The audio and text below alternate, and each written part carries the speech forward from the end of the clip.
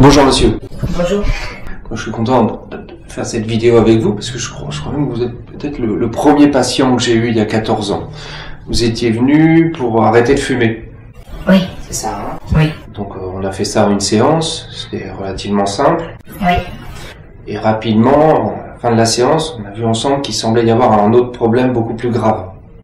Oui, un problème qui me faisait beaucoup plus souffrir. Vous m'avez confié comme ça et qui a nécessité pour vous un travail un peu plus en profondeur qui a duré quelques mois à l'époque. Ah oui. Qu'est-ce qui se passe? Qu'est-ce qui se passait, monsieur? Il se passait que j'étais tout simplement exhibitionniste. Je prenais mon plaisir à m'exhiber, en fait. Ça faisait combien de temps alors que vous faisiez ça, à l'époque?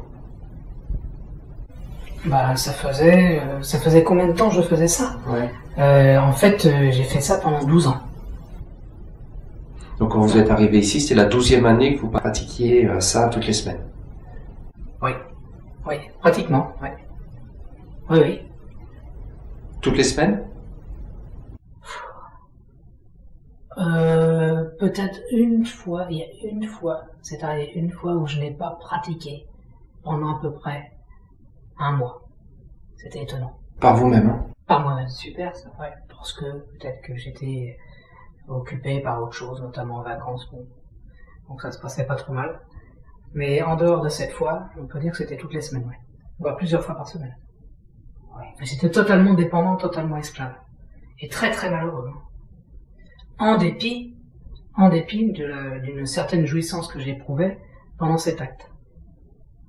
Mais il y a eu les effets autour qui étaient vraiment très dommageables. Tragiques, je dirais. Ça me mettait complètement en dehors du coup, en fait. J'étais complètement à côté de mes plaques, en fait. Incapable d'avoir une vie sociale à cause de ça. Je pensais que j'avais une vie sociale. Parce que j'étais en plus dans l'erreur. Un cerveau qui ne fonctionnait pas très bien, en fin de compte, qui devenait plus tellement lucide, en fait. Et ce qui est tragique, c'est que je pensais que j'éprouvais, que je vivais bien grâce à cette forme de sexualité, en fait. Je pensais que c'était quelque chose qui n'était pas si grave que ça. Et c'est quand on a commencé à faire un travail en profondeur, avec vous, je me suis rendu compte des problèmes que ça pouvait occasionner, en fait. Les effets en retour, en fait. Ouais. Qui étaient vraiment tragiques, encore une fois. Dès le moment que vous avez complètement arrêté l'exhibition, là, à peu près au bout de 6 ou 8 mois, à peu près, de travail ici? Oui, c'est ça. Ouais. J'ai plus vraiment souvenir maintenant, parce que ça remonte à très longtemps, en fait. Hein. On peut dire 6-8 mois, oui, à peu près. Okay. Ce qui est court, en fait. Hein. Donc là, ça fait combien d'années que vous êtes plus jamais exhibé? Ça fait 13 ans.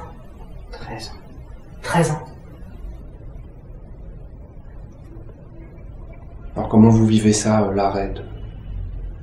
Je suis de plus en plus libre. Je suis de mieux en mieux, je suis de plus en plus heureux. J'ai une vie normale, à présent, familiale. Hein, ouais. Donc je me suis totalement reconstruit. J'ai une vie professionnelle, familiale, affective, tout à fait normale aujourd'hui. Donc ça n'a rien à voir avec ce que je vivais il y a 13 ans. Vous avez des envies de replonger par moment? Ah non, absolument pas. Non. Déjà, j'ai pas envie, je ne suis plus du tout sous joug de ce fantasme.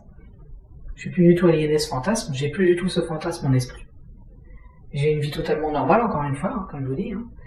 Et quand bien même, si je pouvais même avoir ce fantasme, je sais très bien maintenant les effets en retour qu'il peut y avoir. Donc à partir de là, j'ai aucun souci à me faire de ce côté-là. Hein. Absolument aucun. Je suis totalement serein maintenant. C'est bien, hein, surtout que... Vous avez par vous-même décidé hein, d'affronter ça. Oui. Oui, les souffrances étaient trop grandes. J'étais beaucoup trop à côté de mes pompes. Beaucoup trop.